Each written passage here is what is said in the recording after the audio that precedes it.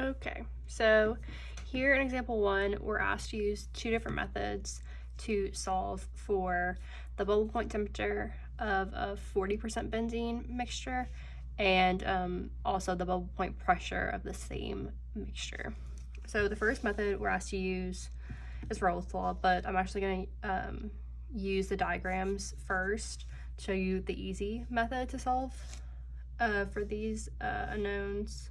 So method 1, we're going to use the TXY and PXY diagrams. So we have a mixture of 40% benzene. And when we have this particular TXY diagram, so here is the bubble point line, and here is the dew point line. So we are asked to solve for the bubble point temperature of a mixture of 40% benzene. So we have 40% benzene here.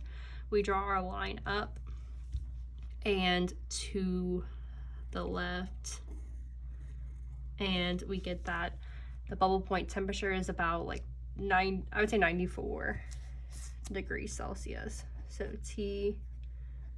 TBP at 1 atm is equal to 94 degrees Celsius. So that is our first unknown. And then secondly, we have the same mixture and we wanted the bubble point pressure. So here for this diagram, this is our bubble point line and this is our dew point line. And the way that you can remember these by is whenever you have the liquid on the side, that'll be your bubble point line, and then when you have vapor, it'll be your dew point line. So it's kind of like the opposite of what you might think in your head, but it's easy to remember if you just kind of remember it's the opposite of what you might think, because like here, liquid, you wouldn't think bubble when you have liquid, but that's your bubble point line because it's your first bubbles forming here when you have liquid. And then here, the vapor, you have all vapor, and then dew point line is when you have your first vapor condensing, so you're forming the first like dew. So we have the same mixture, so 40% benzene.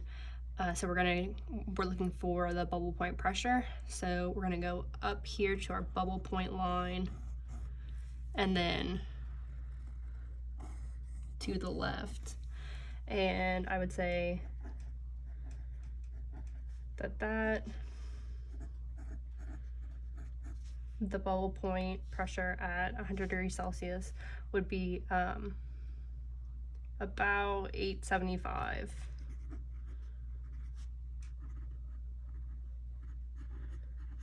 millimeters of mercury.